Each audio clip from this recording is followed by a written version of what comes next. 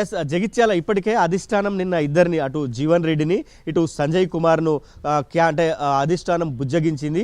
AICC లీడర్లంతా కూడా ఇద్దరు నేతలతో మాట్లాడారు. స్వయంగా జీవన్ రెడ్డి కూడా బయటికి వచ్చి అధిష్టానం నిర్ణయానికి కట్టుబడి ఉంటానన్నారు. అటు సంజయ్ కుమార్ కూడా అధిష్టానం నిర్ణయానికి కట్టుబడి ఉంటానన్నారు. ఇదే సమయంలో సంజయ్ కుమార్ కూడా ఇటు సమీన్ల వాణి అడువాల జ్యోతి ఈ ఇద్దరు పేర్లను అధిష్టానం ముందు ఉంచారని ఆయన స్పష్టంగా ఒక వీడియో కూడా రిలీజ్ చేశారు. సో ఇటు జీవన్ రెడ్డి కూడా పార్టీ జెండా మోసిన వాళ్లకు ముందు నుంచి పార్టీలో ఉన్న వాళ్ళకే ఈ చైర్మన్ పీఠం ఇవ్వాలని ఆయన కూడా ఒక సూచన చేశారు. సో అధిష్టానంతో జీవన్ రెడ్డి చర్చల తర్వాత ఆయన బయటికి కొంత సాటిస్ఫైడ్గా అంటే సంతృప్తికరంగానే ఆయన బయటికి వచ్చారు. అధిష్టానం తన మాట వింటుందని, తన వర్గానికి అంటే 10 సంవత్సరాల పాటు అంతకంటే ఎక్కువ కాంగ్రెస్ పార్టీలో ముందు నుంచి ఉన్నవారికే ఈ మేయర్ చైర్మన్ పీఠం ఇస్తుంది అనే ఆశాభావాన్ని ఆయన వ్యక్తం చేశారు. అయితే ఇక్కడ ఇంటర్నల్గా ఇంకో 2-3 అంశాలు కూడా తెరపైకి వస్తున్నాయి. కేవలం మున్సిపల్ ఎలక్షన్లే కాదు, భవిష్యత్తులో జిల్లా పరిషత్ చైర్మన్ తో పాటు జగిత్యాలలో 2 అంటే జగిత్యాల మార్కెట్ కమిటీ, ఒకటి రాయకల్ మార్కెట్ కమిటీ ఉంది. సో ఈ విషయాలు కూడా కొంత చర్చించినట్లు బయట అయితే చర్చ జరుగుతోంది. కానీ అది చర్చించారా లేదా అనే దానిపైన క్లారిటీ అయితే లేదు. లైబ్రరీ చైర్మన్ కూడా ఉన్న పరిస్థితుల్లో అక్కడ కూడా కొంత ఇష్యూ వచ్చే అవకాశం ఉంది. సో ఆ విషయాలను కూడా నిన్న చర్చించారా లేదా జగిత్యాల చైర్మన్ పీఠం మాత్రం కాంగ్రెస్ గెలిచే అవకాశం చూద్దాం ఖచ్చితంగా. ఎందుకంటే ఇద్దరు కూడా ఒక తాటిపైకి వచ్చినటువంటి పరిస్థితి ఉంది కాబట్టి సో ఎవరికి ఎలాంటి పదవి లభిస్తుంది ఏ వర్గానికి అనేది కూడా చూద్దాం. ఇక శ్రీపతి ఏంటి, నిజామాబాద్లో ఇప్పటికే చాలామంది మంత్రులు కూడా అక్కడికి చేరుకుంటున్నారు. సో నువ్వా నేనా అన్నటువంటి పరిస్థితులు కొంత నెలకొని ఉన్నాయి. ఇక దాంతోపాటు అక్కడ నిజామాబాద్లో కామారెడ్డి కూడా చాలా ఇంట్రెస్టింగ్గా ఉన్నటువంటి పరిస్థితి. ఏంటి నిజామాబాద్ కామారెడ్డి ఏం కాబోతున్నాయి? ఎస్, గుడ్ మార్నింగ్ శ్రీహరి గారు. నిజామాబాద్ ఏదైతే హై టెన్షన్ కొనసాగుతుందో మరికొద్ది సేపట్లో ఈ టెన్షన్కు తెరపడే పరిస్థితి మాత్రం కనిపిస్తోంది. కొద్దిసేపట్లోనే ఈ కార్పొరేటర్ అభ్యర్థులంతా కూడా నిజామాబాద్ చేరుకోబోతున్నారు. అయితే ఏదైతే గత 3 రోజులుగా జరిగిన పరిణామాల నేపథ్యంలో నిజామాబాద్ మేయర్ పీఠం కాంగ్రెస్ వశం కాబోతుందన్నది మాత్రం స్పష్టమైంది. అలాగే ఎంఐఎంకు డిప్యూటీ మేయర్ పీఠాన్ని అలాట్ చేశారు. అంటే కాంగ్రెస్ ఎంఐఎం కలిసి ఇటు మేయర్ అలాగే డిప్యూటీ మేయర్ పీఠాలను పంచుకున్నట్లుగా కూడా మనకు స్పష్టమవుతుంది. దీనికి సంబంధించి కాంగ్రెస్ పార్టీ ముఖ్య నాయకులు ఎవరైతే టీపీసీసీ అధ్యక్షుడు మహేష్ కుమార్ గౌడ్, అలాగే ఈ ప్రాంత నిజామాబాద్ జిల్లాకు సంబంధించిన ముఖ్య నాయకులంతా కూడా ఇప్పటికే క్లారిటీ ఇచ్చారు.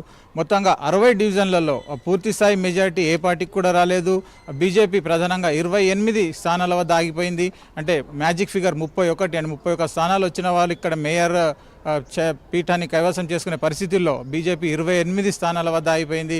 ఆల్టర్నేట్గా ప్రత్యామ్నాయంగా వాళ్ళకి ఎలాంటి స్థానాలు వచ్చే అవకాశం లేదు. అంటే ఇద్దరు ఎక్స్ అఫిషియో సభ్యులు ఎంపీ అరవింద్, అలాగే స్థానిక నిజామాబాద్ అర్బన్ ఎమ్మెల్యే ధన్పాల్ సూర్యనారాయణ, ఈ ఇద్దరు మినహా వారికి మరో సపోర్ట్ లేకపోవడం వల్ల బీజేపీ నాయకులు ఇక్కడ మేయర్ పీఠాన్నిపై ఆశలు వదులుకున్నారు. ఈ విషయాన్ని స్థానిక ఎంపీ అరవింద్ కూడా ముందుగానే ప్రకటించారు. అంటే తాము ప్రతిపక్షంలోనే ఉంటామని స్పష్టం చేశారు.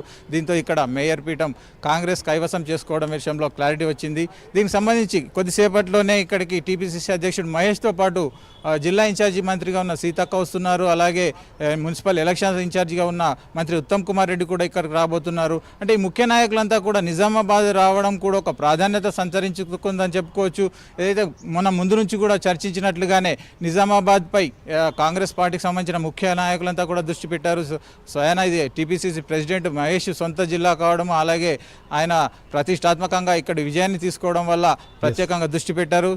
సీఎం రేవంత్ రెడ్డి కూడా నిజామాబాద్ విజయంపై ఆయన ప్రత్యేక దృష్టి పెట్టారు. ఇక్కడ పరిణామాలపై కూడా ఆయన ఎప్పటికప్పుడు కూడా వాకప్ చేసినట్లుగా కూడా తెలిసింది. అంటే ఎలా ఉండబోతుంది, పరిణామాలు ఎలా ఉంటాయి, ఎంఐఎం మద్దతు తీసుకుంటే ఎలా ఉంటుంది అనే విషయంలో కూడా సమీక్షలు చేశారు. దీనికి అన్నిటికీ సంబంధించి ఒక క్లారిటీ మాత్రం వచ్చిందని చెప్పుకోవచ్చు. మరికొద్ది సేపట్లోనే కూడా నిజామాబాద్లో కాంగ్రెస్ మేయర్ ఎవరు అనేది క్లియర్ అయ్యే అవకాశం ఉంది. అలాగే డిప్యూటీ మేయర్గా ఎంఐఎం క్యాండిడేట్కి అలాట్ చేశారు. ఎవరి ఖాతాలో ఏ మున్సిపాలిటీ దక్కేటువంటి అవకాశం ఉంటుంది? రైట్, కామారెడ్డిలో కూడా ఇదే తరహా ఉత్కంఠ కొనసాగుతుంది. అక్కడ మొత్తం 49 వార్డులు ఉన్నాయి. ఈ 49 వార్డుల్లో కూడా ఏ పార్టీకి కూడా ఇక్కడ మ్యాజిక్ ఫిగర్ రీచ్ కాలేదు. అయితే అతిపెద్ద పార్టీగా మాత్రం కాంగ్రెస్ ఉంది. మొత్తం 19 స్థానాల్లో కాంగ్రెస్ పార్టీ ఇక్కడ విజయం సాధించింది. అంటే ఒక ముగ్గురు స్వతంత్ర అభ్యర్థులు కూడా ఆ పార్టీకి మద్దతు ఇచ్చారు. అంటే ఇండిపెండెంట్గా గెలిచిన ముగ్గురు అభ్యర్థులు కూడా కాంగ్రెస్ పార్టీలో చేరారు. దీంతో ఇక్కడ 22 స్థానాలకు కాంగ్రెస్ బలం చేరుకుంది. ఇక్కడ మ్యాజిక్ ఫిగర్ వచ్చి 25గా ఉంది. అంటే మొత్తం 49 వార్డుల్లో 25 స్థానాలు వచ్చిన వాళ్ళకి చైర్పర్సన్ పీఠం దక్కే అవకాశం ఉంది. ఇలాంటి పరిస్థితుల్లో కాంగ్రెస్ నాయకులు స్థానికంగా ఉన్న ప్రభుత్వ సలహాదారు షబ్బీర్ అలీ కావచ్చు, అలాగే ఈ ప్రాంతానికి ఎన్నికల ఇన్ఛార్జిగా వ్యవహరించిన మంత్రి అజారుద్దీన్ కావచ్చు, ఇలా ముఖ్య నాయకులంతా కూడా హైదరాబాద్లో క్యాంపులో ఉన్నారు. ఈ క్యాంపులోనే మొత్తం గేమ్ చేంజ్ చేశారు. అంటే ఇక్కడ మెజారిటీ సాధించడానికి వాళ్ళు ఎలాంటి ప్రయత్నాలు చేయాలో అన్నీ చేసి ముగ్గురు స్వతంత్రులను తీసుకున్నారు. ఈ ముగ్గురు ఇండిపెండెంట్లు చేరారు. ప్రస్తుతం 22కి చేరింది. అయితే మరో పక్కన బీజేపీ బీఆర్ఎస్ కలిస్తే మాత్రం ఈ మ్యాజిక్ ఫిగర్ రీచ్ అయ్యే అవకాశాలు ఉన్నాయి. అంటే బీజేపీ బీఆర్ఎస్ ఇక్కడ కలుస్తుందా కలవదా అనే విషయంలో కూడా గత 2-3 రోజులుగా వివిధ రకాల ఊహాగానాలు వ్యాపిస్తున్నాయి. అంటే వీరిద్దరు కలిసే పరిస్థితి లేకపోవచ్చు. అంటే ఎవరికి వారే పార్టీ అధిష్టానాలు ఎలా ఆదేశిస్తే అలా చేస్తామని కూడా చెప్పడం జరిగింది. మనం నిన్న కూడా ఒక బీఆర్ఎస్ కౌన్సిలర్లు ఒక వీడియో రిలీజ్ చేశారు. మనం ఆ వీడియోలో కూడా స్పష్టంగా చూసాం. ఇందులో స్థానిక మాజీ ఎమ్మెల్యే గంప గోవర్ధన్ ఉన్నారు, అలాగే బీఆర్ఎస్ జిల్లా అధ్యక్షుడు ముజీబుద్దీన్ ఉన్నారు. అంటే వీళ్ళంతా బీఆర్ఎస్కు సంబంధించిన ముఖ్య నాయకులంతా కలిసి కూడా ఒక మెసేజ్ బయటకు రిలీజ్ చేశారు. మాకు టీఆర్ఎస్ అంటే